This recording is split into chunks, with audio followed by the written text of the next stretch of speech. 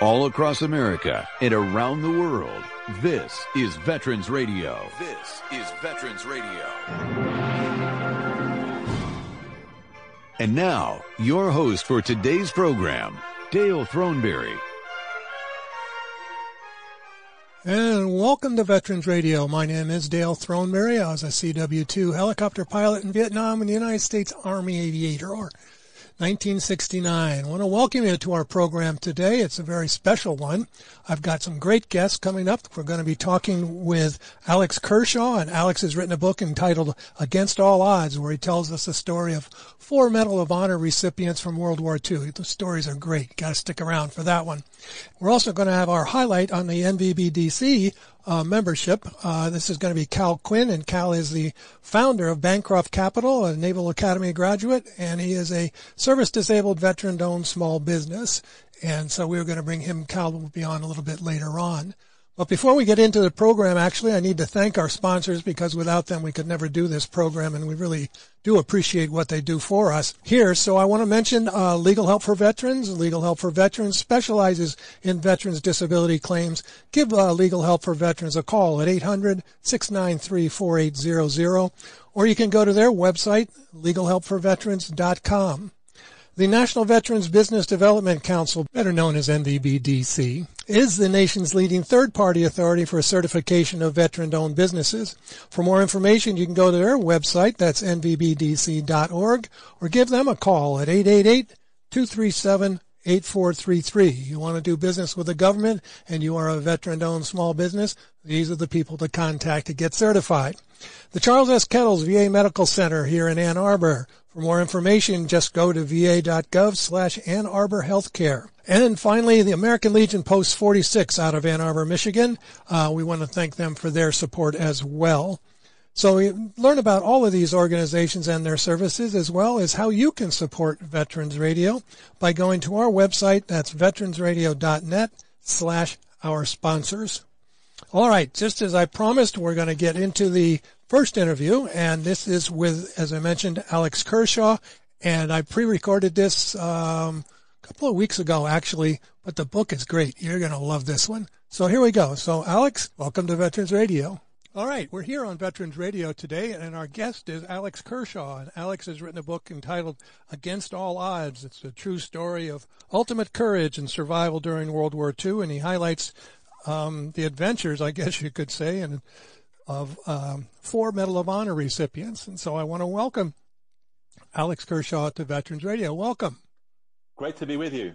Thank you very much for agreeing to the interview. I think this is going to be fun. So tell me a little bit about your background. You're not native-born American.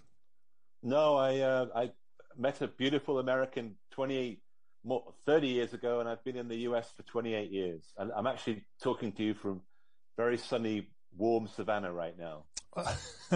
Yeah, I know. I'm in Michigan. It's not quite warm yet. It will be in about 3 months. I think so. That's what they said. That's the rumor anyway. That's going around out there. So your style of writing is really interesting. You've kind of focused on World War II, haven't you?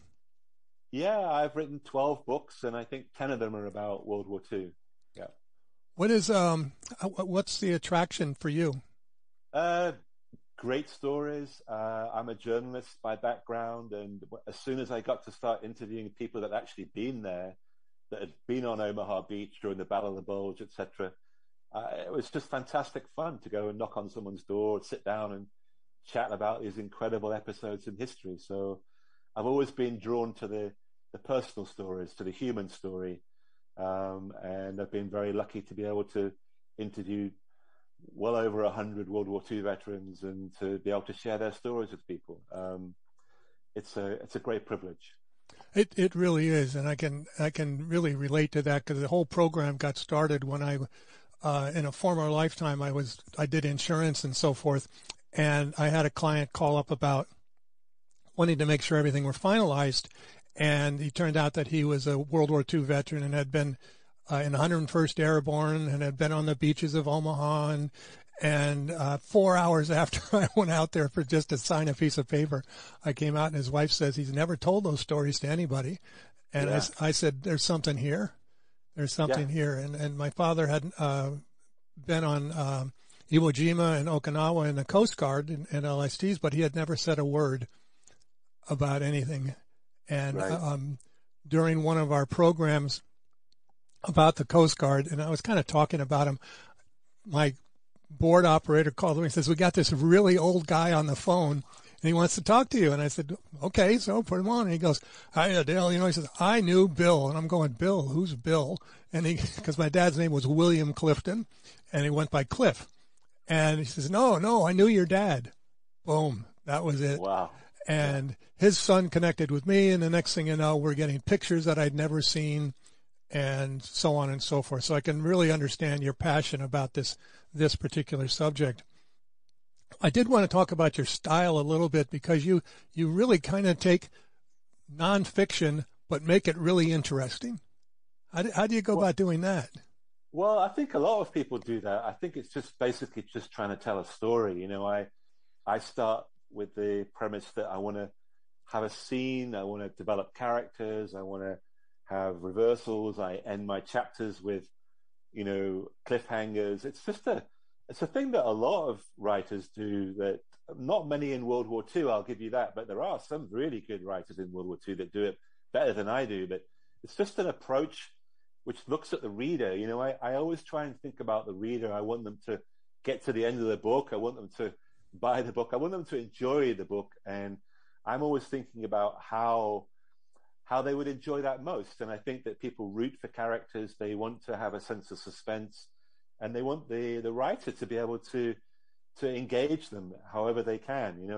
I think it's just all about trying to make the read as enjoyable as possible, to be honest, and people like to read stories where they are excited and where they want to keep turning the pages. Hopefully I try and do that. I would like to think that every other World War II writer that is relatively successful is doing the same thing, and there are lots of them that are doing the same thing as me. I'm not unique in that sense. It's something that's been done very well. Yeah, I was talking to a friend at a program I was at the other day, and I was talking about the book, and I started talking about these four men, they're incredible guys, and they said, "It's a true story," and I said, "Yeah, it's a true story," and the way that you presented it is so effective that it really is a page turner. It's one of those things that I was reading until 3 or 4 in the morning, and then going, "Oh my gosh, I got to get up soon. I better put this thing away." So we are here on Veterans Radio. We're talking with Alex Kershaw. This particular book is Against All Odds, and it's a story basically of 4 Medal of Honor recipients. Why did you choose these particular 4? What's kind of the background of the story? Well, I chose the 3rd Division, and then I looked at the 3rd Division, and I realized that they had received in World War II 36 Medals of Honor, which is the largest number of any U.S. division in World War II. So I think 90 U.S. infantry divisions at the end of World War II in Europe. The 3rd Division has 36 medals, and I think it was almost a tenth of the number handed out in the European theater. So I thought to myself, something really interesting is going on here. Yeah. They've got a hell of a lot of brave guys, but the answer really is that the 3rd Division lost most men of any division in Europe, and they fought longer, and therefore were in more combat, and that's why you had such a high number of recipients. So I looked at the 36 guys, and I thought, who's really interesting? Whose lives intersected? Who served with who?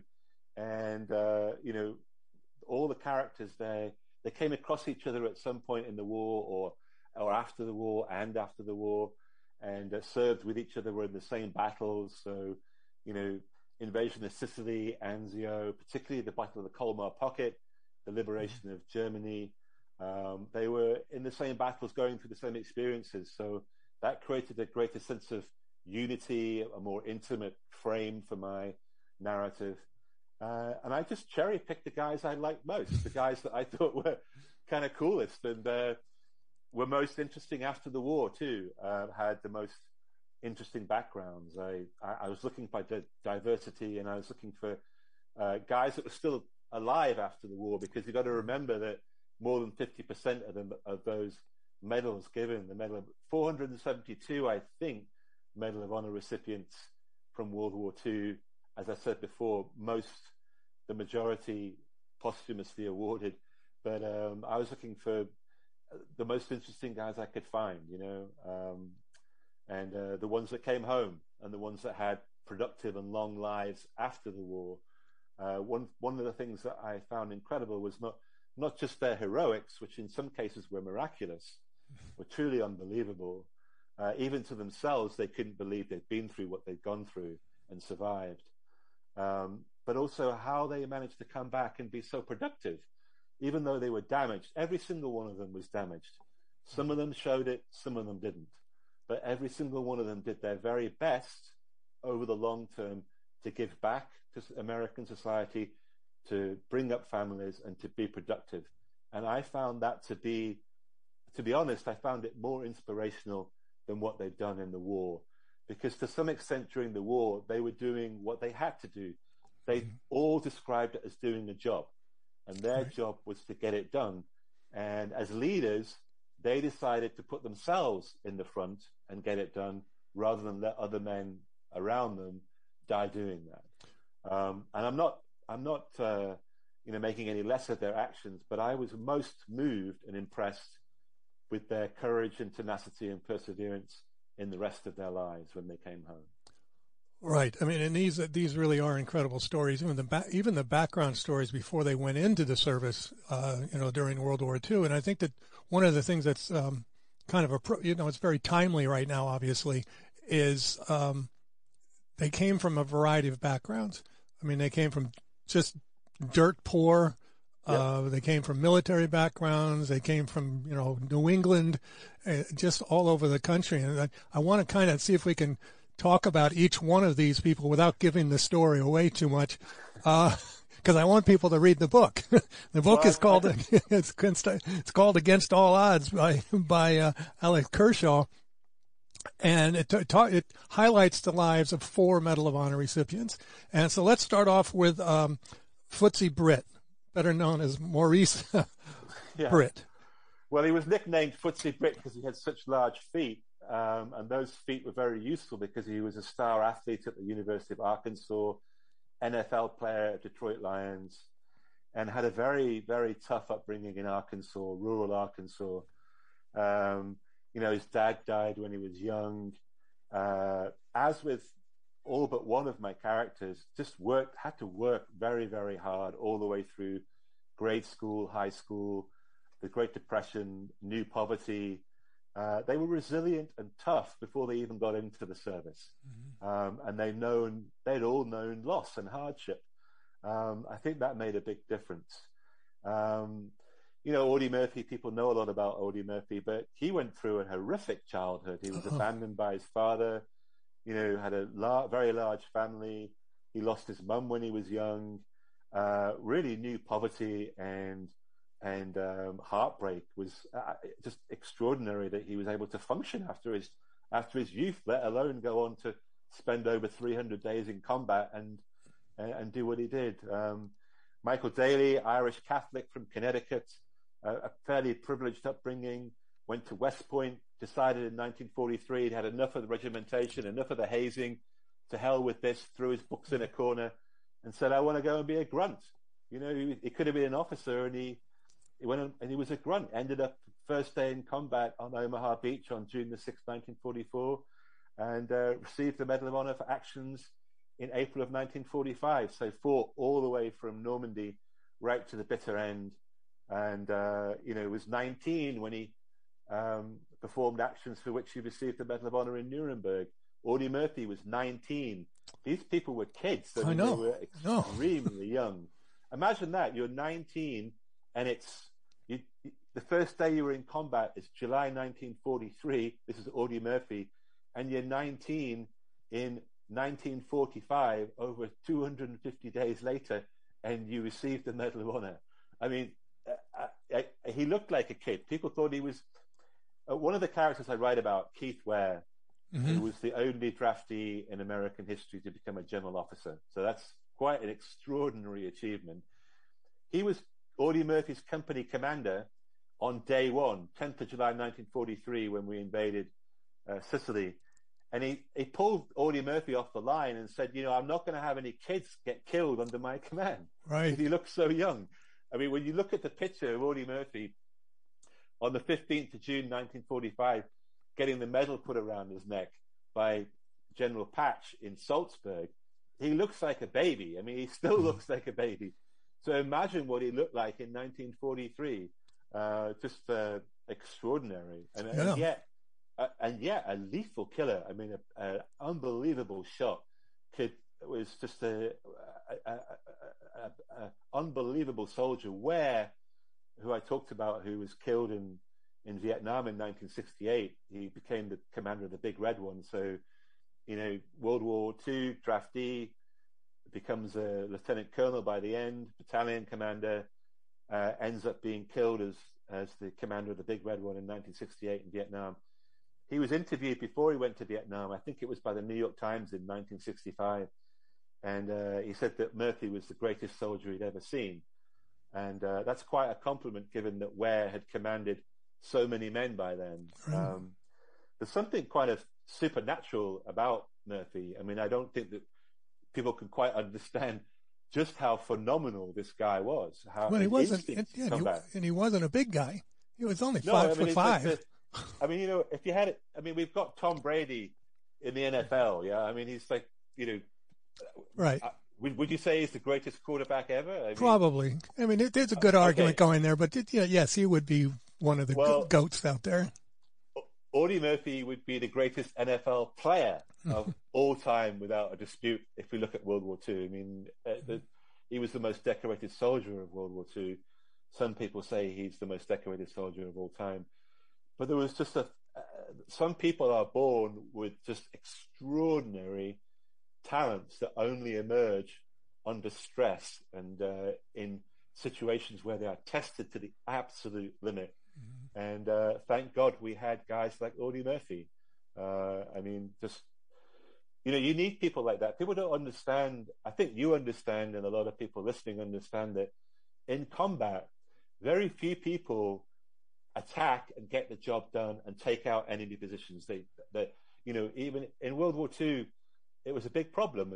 Even under fire, around about a third of American soldiers in Normandy, for example, only around about a third would fire back, even when they're being fired at by the enemy. Their natural inclination was not to kill. They came from the ways of peace and democracy. They were not born killers. They were not trained properly to kill. We dealt with that in Korea better. We dealt with it very well by the time we come into Vietnam. And today, soldiers are trained superbly well to actually fire back and do the job. But in World War II, the 16 million people that served in World War II, less than 5% saw combat. And in combat, what I mean by that is that far less than those 5% were in situations where they actually had to attack and take out objectives on the ground, and where they led people in very, very serious combat. And very few of those people performed like Audie Murphy and the guys I write about. And the reason why they were so respected, why they were so well recognized, why they had to be recognized, was to show to other people that this is what we needed to do to get the job done. Battles came down to, in some cases, individuals. Omaha Beach, you could maybe bring it down to, 30,000 guys landed on Omaha Beach on 6th of June 1944. Out of those 30,000, maybe you got 200 that made a difference, that led those guys off the beach, that took out the enemy, that put their lives on the line and got the job done, took out the pillboxes, did what they were ordered to do. So I don't think people really understand how rare and how important this number of aggressive killers and guys that get the job done are. They're the ones that win you battles. Well, and win you wars. You have to have those people out there. And the thing about all four of the people in the book is that they all led by example. Yep. And it's always hard. In my experience in Vietnam was that if my company commander, I was a helicopter pilot, so if my company commander would go out on missions every once in a while, it gave him credibility to me, because I said, if he's going to do it, well then I sure can do this myself. And right from the beginning, you write about how these guys started off in North Africa, Yep, and kind of moved across there, and then they into the Battle of Sicily and Italy and all those other things, which most of us really don't have a clear understanding of what the whole thing of trying to retake Italy was. I think, most of us are focused on D-Day and what was going on out, in the Pacific. But, oh my gosh, these men and even the limited number that you were talking about, fighting through mountains and villages and raging rivers and yep. And the bad guys are everywhere. And the bad guys are very good at killing you. Right. And did kill a lot of you. A lot of the war in Italy was about attrition. We had to take one mountain after another, and guess who was defending that next mountain? So the Germans under Kesselring waited for us to come, and they would build one fortified line after another, and we would attack, lose a hell of a lot of guys, take the next mountain, but just over the horizon was another big mountain. So you can imagine the effect on morale. You lose half your company one day, and you take the objective in atrocious weather, and then you look through the clouds and the rain, and there's another mountain there, and the next week or the next day you've got to take that mountain. So it was an incredible, epic ordeal, and the fact that those guys just kept at it was incredible. In Italy, the guys that I write about, the 3rd Division, they were on the line for almost 3 months. 3 months in brutally wet, cold, miserable conditions, taking mountain after mountain, taking terrible casualties, getting to the point where the division basically would have fallen apart. If they'd stayed another week or by November 1943, another couple of weeks, the 3rd Division wouldn't have been functional. Mm-hmm. It was that worn down, that many casualties. It's incredible that they could endure that. And I'm inspired by all these stories, but particularly by the 3rd Division story, because they lost so many men. They lost more men than any other division in Europe. They fought for longer. And to imagine being at the beginning of their campaign in North Africa and then getting to Germany, being in Sicily in July of 1943 and ending up in Nuremberg or Berchtesgaden, because the 3rd Division went right to the very end as far as you could go. There were so few left. And imagine how that felt to be Audie Murphy. Audie Murphy, the only survivor of his company that was still in service at the end of the war, was still in Germany. Everybody else had been captured, wounded, or killed. He's the only guy left. So that was a miracle. These guys knew that they had lived miracles. They had been incredibly, not only because they put their lives on the line so often, and every single guy I write about led from the front. Mm-hmm. Keith Ware in Siegelsheim in January 1945 in the Colmar Pocket. He's a battalion commander. He's in the front with a machine gun, with a BAR and a machine gun, taking out machine gun nests because other guys aren't doing it fast enough. They're not doing it properly. They're not doing the job he's given them. So what did he do? The battalion commander, lieutenant colonel, he gets the BAR and says, "Follow me," and shows them how to do it. Because he knows that if he doesn't do it, a hell of a lot of his guys are going to get killed. They have to take this objective. If they don't do it now, if they don't do it this way, if he doesn't show them how to do it, they're not going to do it, and a lot more guys are going to die. The equation was very simple, and I won't go on too long. The equation was very simple for Murphy, Ware, Britt, and Daly. Each one of these guys that received the Medal of Honor that I write about, it was a very simple equation. I do this job, I put my life on the line, and we lose less men. If I keep doing this job, we'll lose less and less men. I might as well do it because that means there'll be way more Americans left alive at the end of this war than there would be otherwise. Yeah, I saw that that was a common theme for all 4 of them, is that they were doing this because they were actually trying to protect the other members of their companies and so forth. And I mean, every one of them were wounded, more than once in many cases. The first one we talked about was Britt. He lost his arm. Yep. I forget how many times Audie Murphy was wounded, and I was just reading, I can't remember now if it was Daly or I think it was Daly, that, was reminded almost every day because he had a piece of shrapnel still in his foot. Yeah. Well, Maurice Britt, who after the war, became the lieutenant governor of Arkansas, was in pain for the rest of his life. And he died of complications from old wounds. The reason why he died was because his body had been so damaged by World War II, and they operated on him, and there was a complication from an old World War II wound. Audie Murphy, wounded twice. He had a couple of pounds of his buttock taken away because he had gangrene. So, he definitely felt that for the rest of his life. When you watch Audie Murphy movies, you got to remember that every time he walked, he was in pain.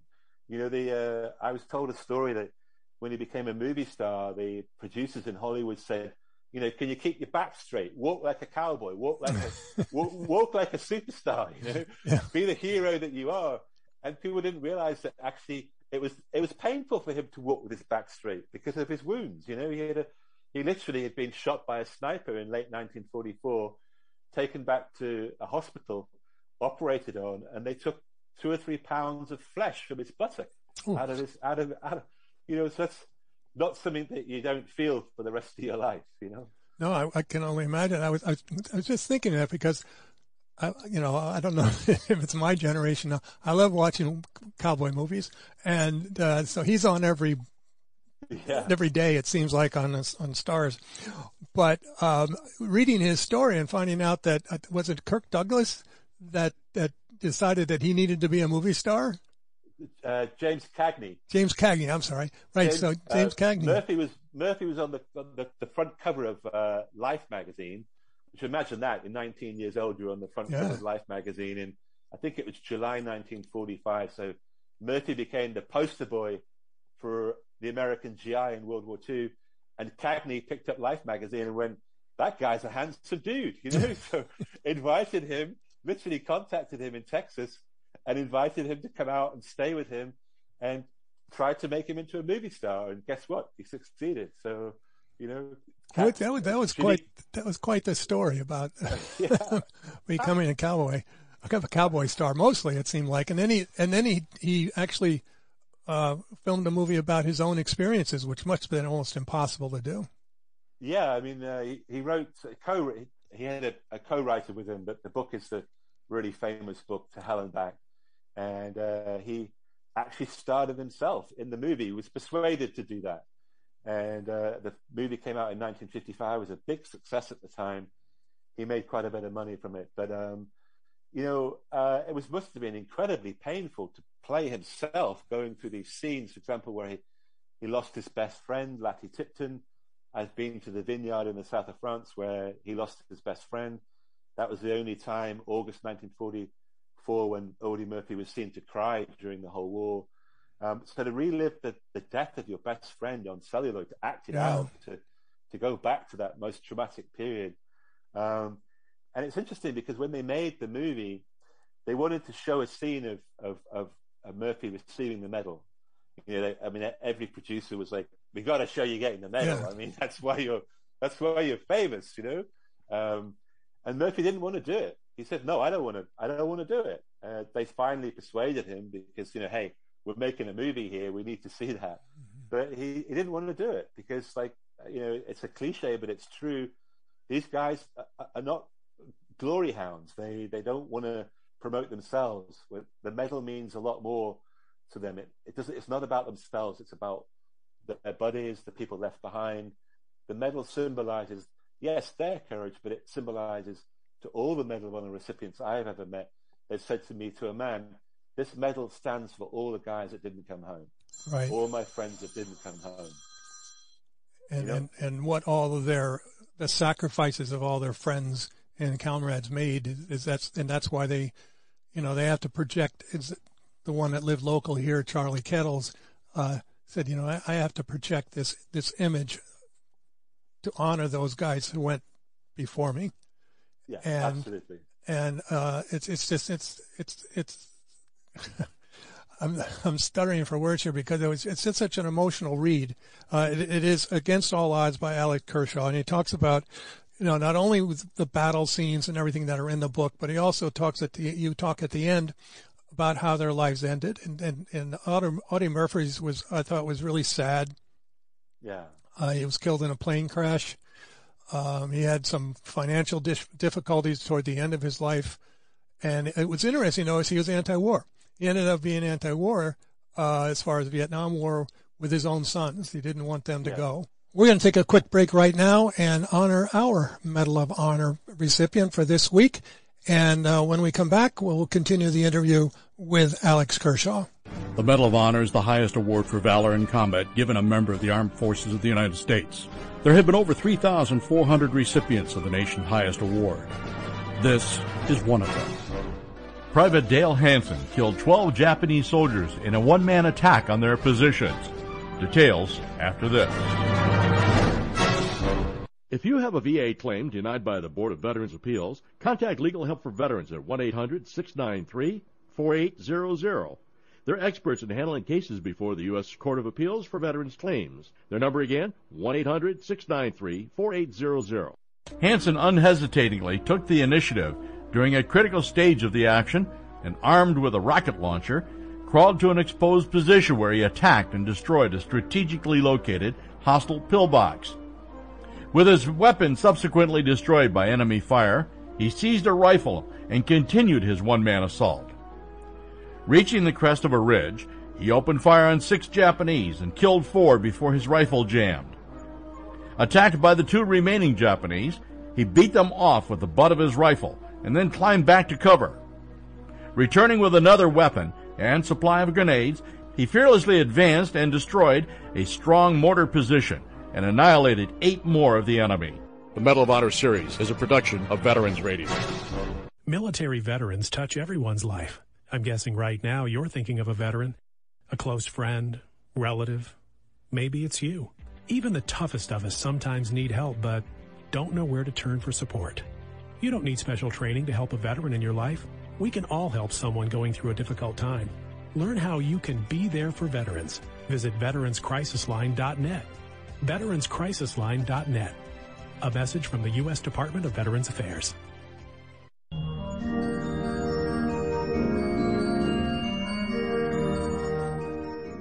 Hi, we're back here on Veterans Radio with our guest today, Alex Kershaw, and we're going to continue the story about his new book, Against All Odds. Yeah, I think that was in 1971. So, the Vietnam War was, as you know, was a different kind of war by 1971 than it was in 1965 and even in 1968 before Tet.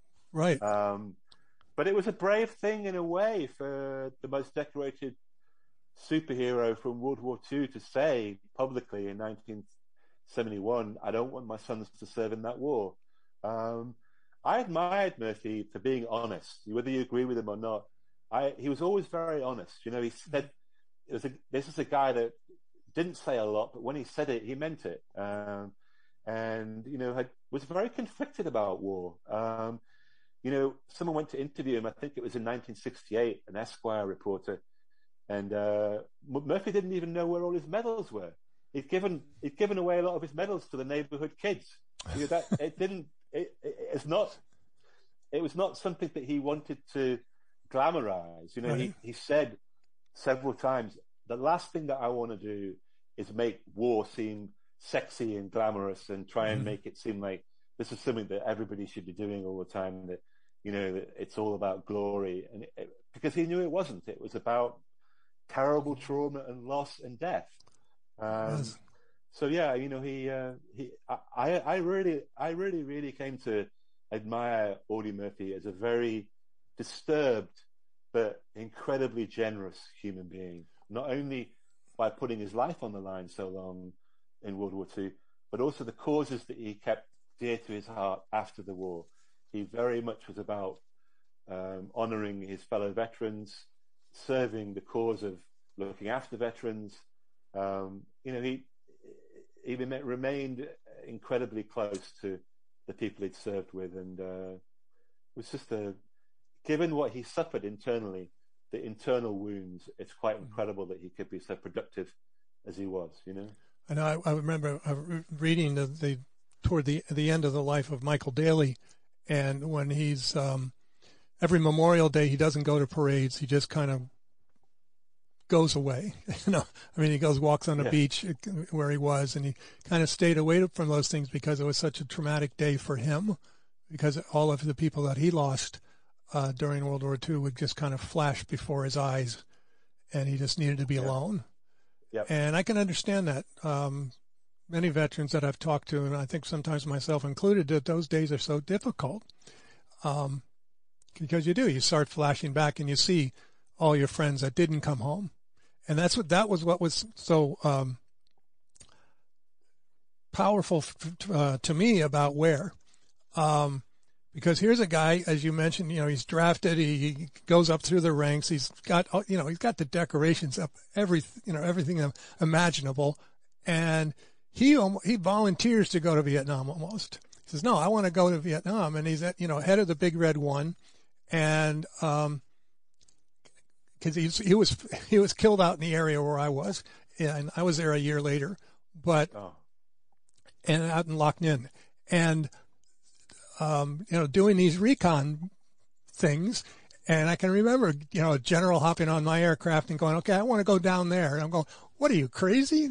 You don't want to go down there low and slow and look for the bad guys? Because, we're flying in this, boxcar, and they might see us and might notice us that down there. And it was so sad for me that he ended up, crashing into the jungle. And it just brought back a lot of things for me. But that took courage. And all of these men, not only did they receive a Medal of Honor, many of them had Distinguished Service Crosses. They had, Silver Stars, Bronze Stars with V devices. A picture in the book of Audie Murphy's, he looks like a display for medals. I mean, they're everywhere. And I can understand why he didn't want to have his own little shadow box made, because it would take up a whole wall. Well, and I know that you would know as well as anybody that the Bronze Star is not easily come by. Silver Star is definitely not easily come by. Oh. The DSC and then the Medal of Honor. And then you got Maurice Britt was the first American in World War II to get all four. Murphy's got all of them.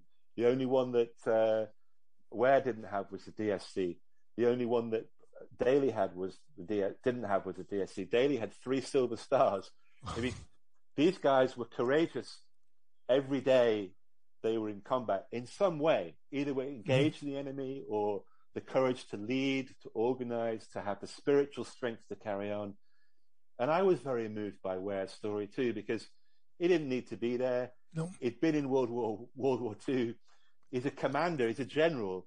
He doesn't need to be flying recon missions in a helicopter. And the reason why he did that was to find out what the enemy were up to, but also to visit his men, because he knew that by being in front of his men, that was the most positive and powerful thing that he could do himself, to show them that they were not being abandoned in the jungle, that he cared about them, and that would motivate them. That's true. And that's what I learned eventually, finally figured it out, because I was only 21 or so myself at the time. So the other thing I did want to point out to our audience is you have to read this book, because you're also going to get into personalities of names that we're all familiar with. You've got Patton in there, holding back generals who have taken towns and stuff so he can drive his Jeep through and get in the newspapers, and some of the other things that go on over there. So I really encourage our audience to go out and get this story. I mean, you're going to love it, I think. It's Against All Odds by Alex Kershaw. Medal of Honor Day is coming up, and I think that it's going to be great. I just encourage people. Thank you so much. Thank you. Another interview. Thank you so much. It was wonderful. That's okay. Thank you very much for coming by. Thank you. We'll see you again. Bye-bye. Bye. See, I told you you'd really like that interview, and the book is great. Make sure that you go out and get this book, Against All Odds by Alex Kershaw. Great stories, just amazing stories. All right, going to do a quick little transition here and go into our highlighting the member from the NBBDC, and that is Cal Quinn. And as I mentioned at the beginning of the program, he is the founder of Bancroft Capital. He is Bancroft Capital is a service-disabled veteran-owned small business. He is also a graduate of the Naval Academy. And the interview was done with my partner, Jim Falzone. And so here's Jim and Cal. Welcome. I am Jim Falzone, and this is Veterans Radio's Spotlight on National Veterans Business Development Council, NVBDC.org. Veterans Radio America, a nonprofit, has a partnership with NVBDC.org to spotlight what its contributions are and what its members are doing every month. And NVBDC is the nation's leading third-party authority for certification of veteran-owned businesses of really all sizes. It is also a 501c3 nonprofit that was established in 2013. It addresses the growing need to identify and certify both service-disabled and veteran-owned businesses for the corporate marketplace and for the government as well. NVBDC administers a rigorous certification process designed to withstand the scrutiny of corporate entities seeking to utilize SD and VOBs. So we want to welcome this month to the Spotlight Cal Quinn, founder of Bancroft Capital and a certified service-disabled veteran-owned small business specializing in institutional brokerage and capital markets accounts. Cal, welcome to Veterans Radio. Thank you so much, sir. Thank you for having me, and thank you for what you do to support veterans and veteran initiatives. Well, we're always glad to have on a graduate of the U.S. Naval Academy, and we're going to talk about your service a little later. You mean you let the West Pointers in as well? We do. Normally, I've got a few things to say, but it noted you got an honorable discharge, which is a little surprising. Yeah. But we won't even mention the Air Force or Coast Guard guys. Fair enough. Yeah.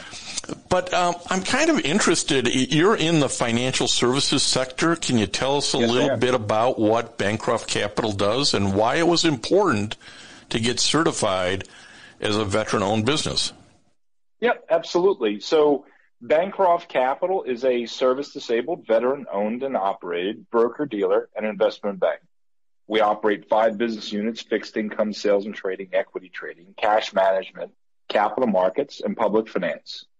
The function that we serve in the marketplace is really, Jim, that of a real estate broker in a real estate transaction, whereby we match buyers with sellers, but we just do it in very large institutionally sized transactions. That really amounts to most of the services that we deliver as an institutional broker-dealer and investment bank.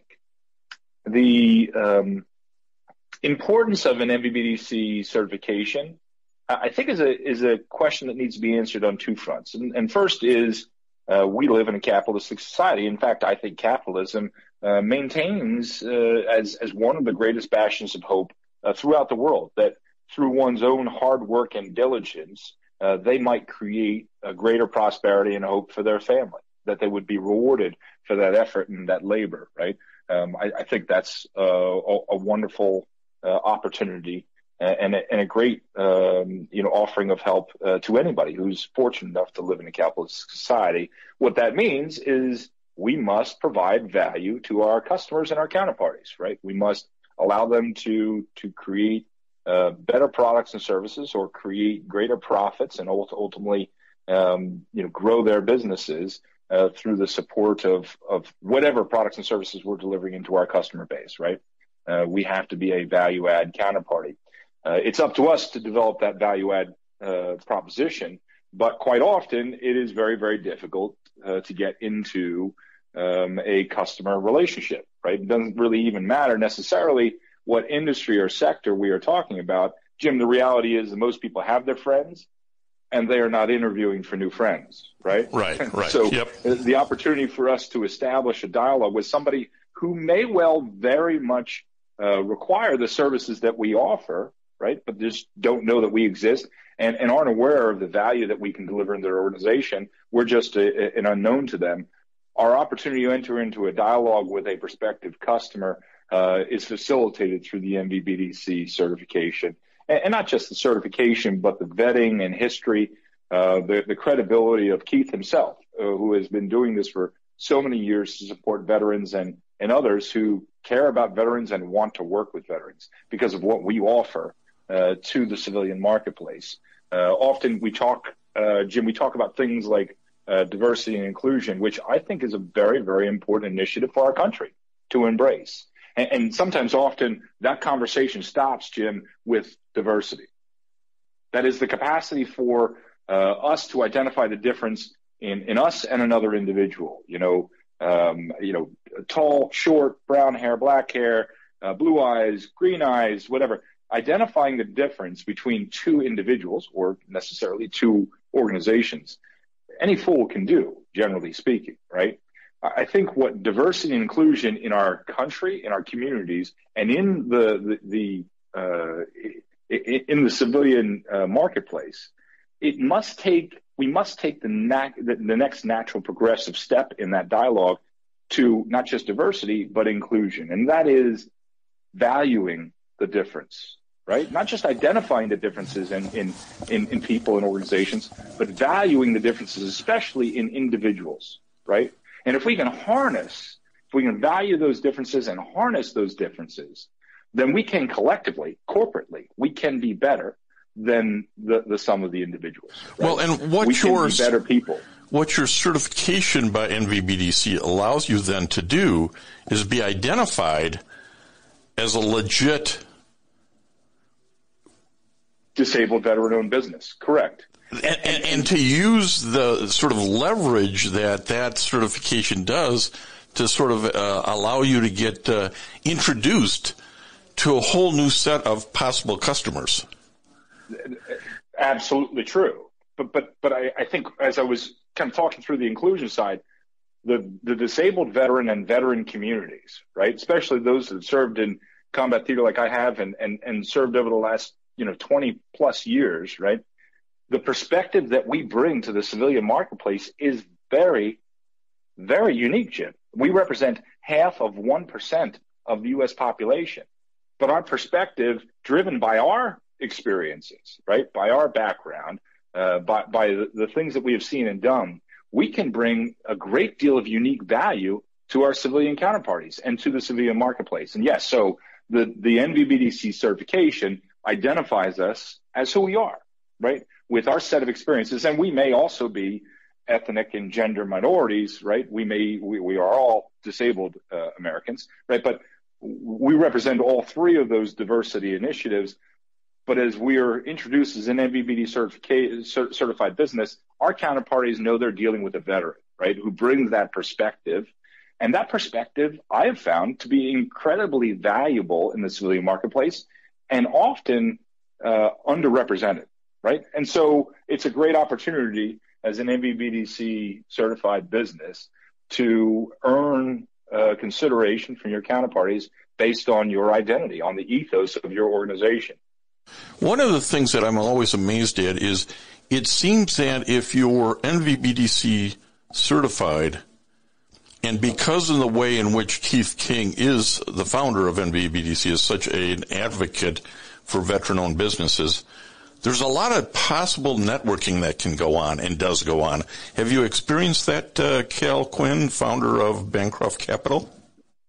Well, that is the very intent of the consortium, isn't it? Right? I mean, it is the idea of collecting individuals who have like mind, right, and want to be able to partner with veteran-owned businesses, civilian organizations who care about the value of that portion of our country's population and believe in their unique ability to deliver valuable services and as I mentioned, that diversified perspective into their organization. So collaboration, communication, networking, and I loved back when we were able to do it. I don't know whether you remember this way back when, Jim, but we'd actually get into a conference hall with the NVBDC group and be able to share our business and share stories and learn more about our customers and do it over cocktails and conversations. Those conferences were incredibly valuable. Now, the NVBDC has done a wonderful job of trying to facilitate that in a COVID environment, but I'm hopeful, Jim, that we're moving back to the world where we can get face to face again. They tell me that's going to happen this year. I don't know if I'm supposed to talk about it yet, though. Yeah. I believe it's coming.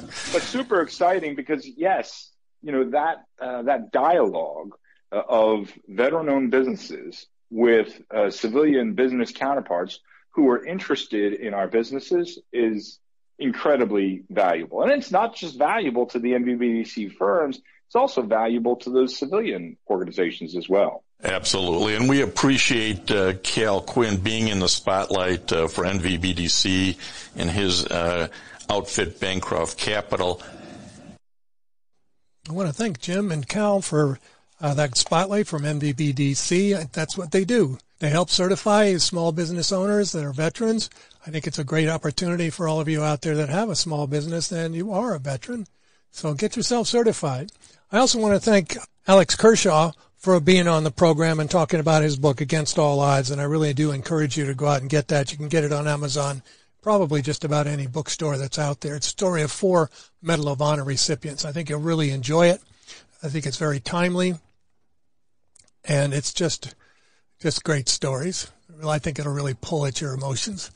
I want to thank everybody for, as I said, for the help of being on the program. Before we go out today, I'm going to thank our sponsors, of course, but also I'm going to be playing a song from our guest from last week, and that was Operation Song.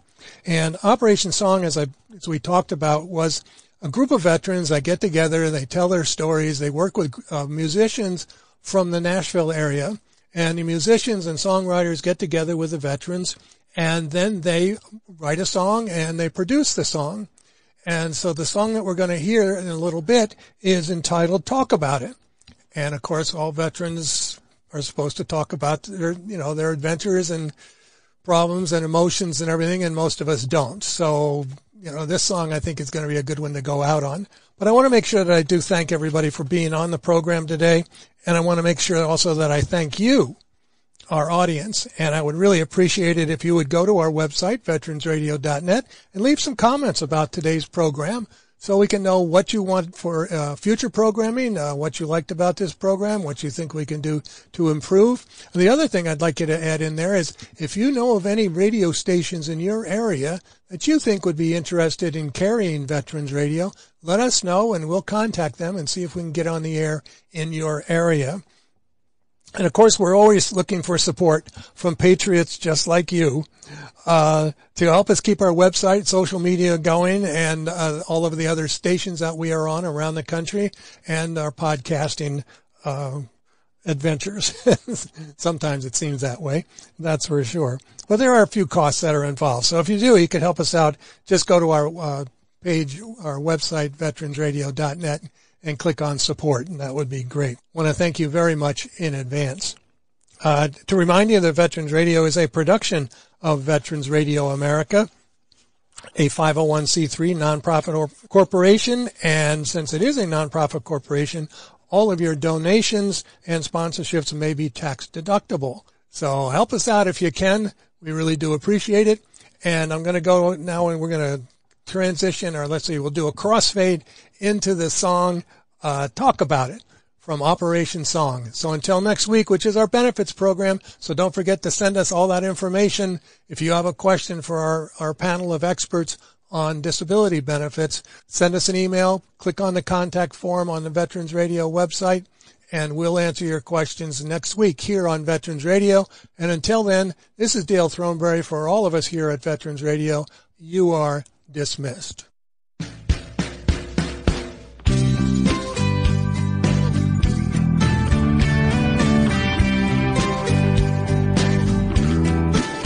They tell you tough it out.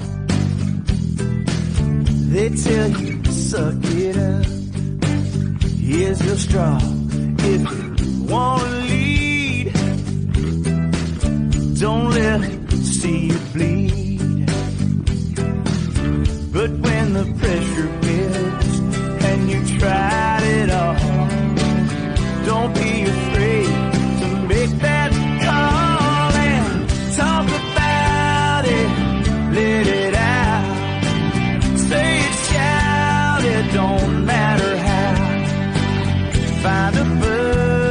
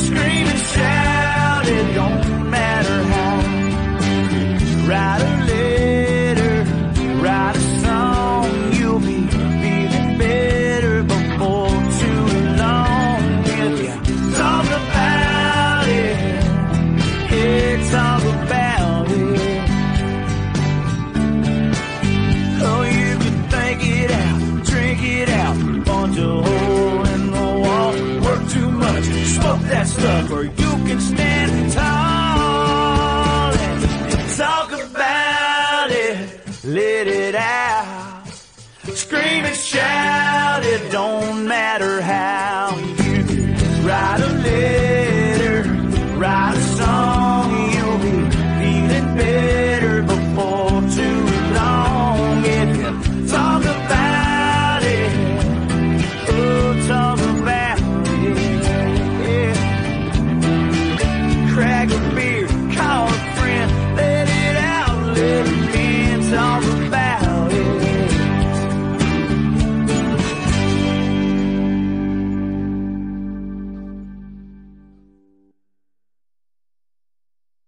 Hello, it is Ryan, and I was on a flight the other day playing one of my favorite social spin slot games on ChumbaCasino.com. I looked over at the person sitting next to me, and you know what they were doing?